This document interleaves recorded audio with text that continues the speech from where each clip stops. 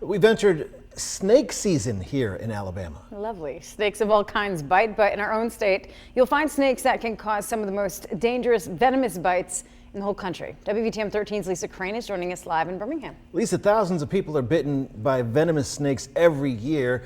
We're already seeing incidents this snake season here in Alabama. Yeah, that's right. I'm at Vulcan Trail right now, and snake experts say it is that time of year. Right now, there is a very good chance I'm standing very close to a snake, and if you look down at all this beautiful green, lush foliage, there's probably several snakes in the vicinity right now. There are about 50 different species in Alabama, so most of us are going to walk by one, maybe even step over one without even realizing it. Now, of all those species, there are only a few we have to worry about, those venomous snakes, and at times they do bite people, and we have already seen a few cases of that this season. Take a look at this copperhead at the Birmingham Zoo. Don't see it? Well, how about now? Their camouflage makes them practically invisible. Copperheads are the most common bite. Kind of the problem with them, instead of acting big and scary like a rattlesnake does, the copperhead's warning, unfortunately, is usually just to bite you.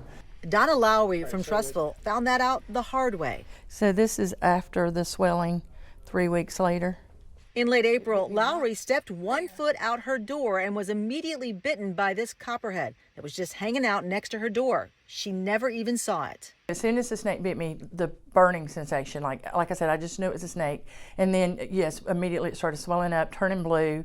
And then by the time I got to the hospital, it was very large. She did the right thing and got help quickly. The zoo's reptile manager says 99% of snake bites are not deadly. Just stay calm and get to a hospital. You want to remove anything restrictive like jewelry, rings that would swell because your body's going to swell, and call 911. Lowry says it has been an excruciating ordeal. After receiving 4 vials of anti-venom and spending a night at UAB hospital, she was released.